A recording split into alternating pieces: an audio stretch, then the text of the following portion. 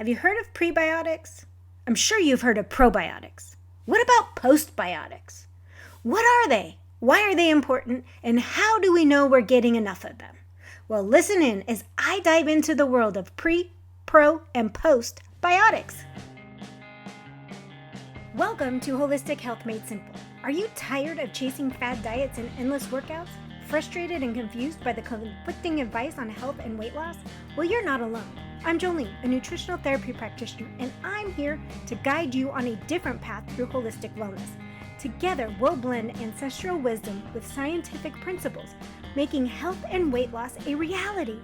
Say goodbye to yo-yo dieting and hello to simple, individualized steps that will help you reach your goals. Let's explore the power of healing your gut, optimizing your metabolism, and embracing whole foods. Ready to make that personalized wellness a reality? Let's get started on your journey to real health. Hey there! Today I am diving back into the gut as we talk about prebiotics, probiotics, and postbiotics, and then their relationship to each other and the health of your gut. You see, gut health isn't a trendy wellness fad. It's the foundation for your health, both body and mind. In fact, roughly 80% of your immune system lives inside your gut. There is an entire ecosystem living inside of you called the gut microbiome. Now, I've brought this up before. I've talked about it before. So as always, the previous episodes will be linked in the show notes.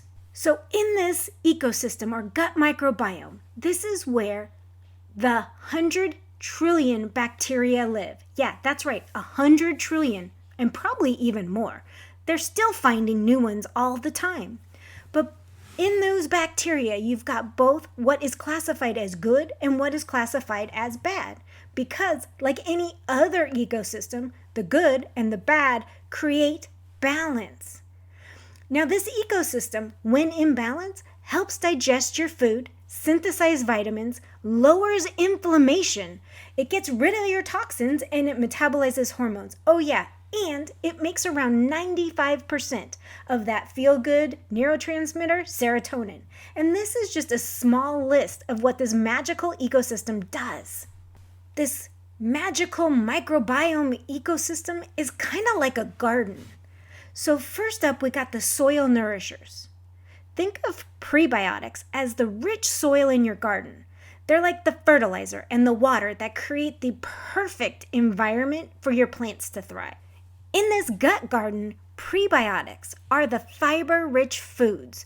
They set the stage, providing a nourishing foundation for the good bacteria to grow and flourish.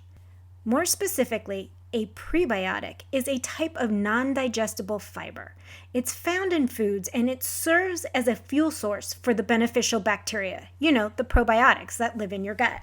Now, when it comes to fiber, we have the kind that you digest and the kind that you don't. And there's no way to tell from a label or even nutritional information what's what. But when it comes to the non-digestible kind, we have soluble and insoluble. Insoluble fiber basically goes through the system and stays pretty much intact. The soluble fiber dissolves in water and becomes like a goo-like substance that stays intact like that, and both of them the beneficial bacteria feed on.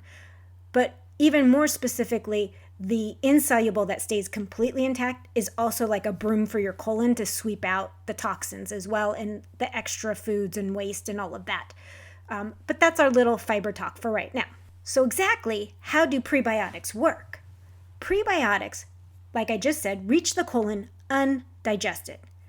That's where they become a feast for the beneficial bacteria. And as the friendly bacteria eat up all these prebiotics, they thrive and multiply. This in turn helps maintain a healthy balance. The increased population of the beneficial bacteria support our overall gut health. A happy gut then contributes to improved digestion, nutrient absorption, and even a boosted immune system. Now that we know what fertilizes our ecosystem, how about we meet the seed planters, probiotics. They're the beneficial bacteria and yeasts that we introduce into the soil. Just like you'd carefully plant seeds in your garden, probiotics are the live organisms that you add to your gut. They sprout, multiply, and bring life to the microbial landscape, promoting a healthy and diverse garden. Now, probiotics are live, and they offer health benefits when consumed in adequate amounts. They crowd out the harmful bacteria, they aid digestion, and produce beneficial compounds. So exactly how do these probiotics work? Well, they help maintain a healthy balance of microorganisms inside the gut. They play a crucial role in digestion and nutrient absorption. Some even produce specific enzymes that aid in breaking down certain substances. Probiotics can support the immune system by influencing the activity of immune cells inside the gut. There's also emerging research on the gut-brain connection. It suggests that a healthy gut can positively influence the mental well-being or your mental health. So a healthy gut can equal a happy you. Rounding out our garden in our garden analogy, as our gut garden blooms, the probiotics work their magic and they produce postbiotics. This is the harvested bounty of all of your efforts. These are the metabolic byproducts and substances created during the microbial feast. Postbiotics contribute to the overall health of your gut, acting as the fruits and vegetables you reap from a well-cultivated garden. Simply put, postbiotics are the byproducts of the fermentation process carried out by probiotics. These are the beneficial metabolites created when probiotics digest prebiotics. Metabolites, I've said that in the fermentation episode. Go back and listen. That's what makes fermented foods superior to supplementation. But let's not go off course too far. So how exactly do postbiotics work?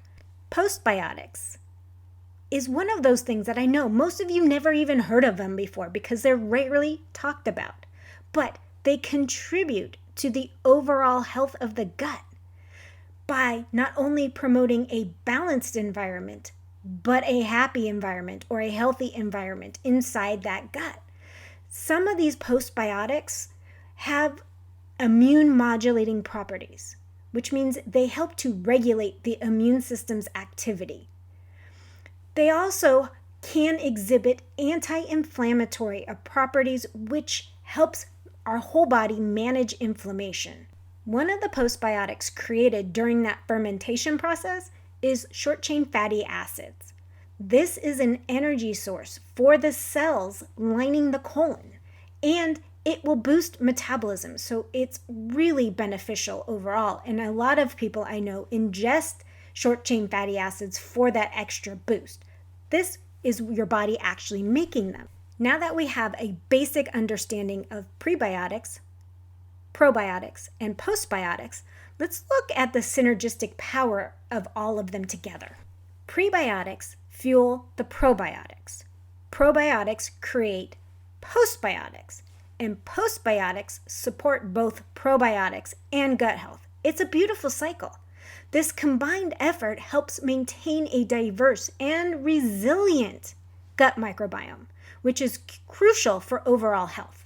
So while we could go out and search for some kind of pill and potion to get our prebiotics, our probiotics, and our postbiotics, I strongly believe in the superpower of ferments. Both fermented foods and fermented drinks are far superior than trying to find any of this in some kind of pill or potion.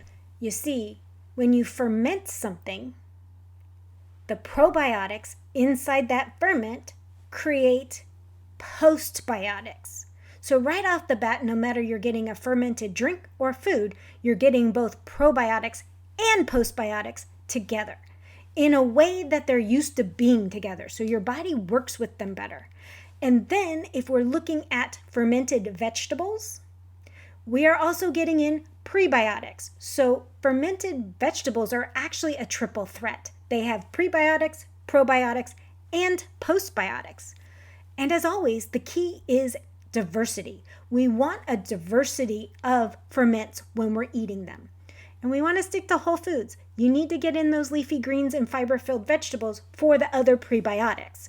especially on the days where you are not getting in fermented vegetables, where you're maybe having yogurt and kefir and maybe kombucha or drinks.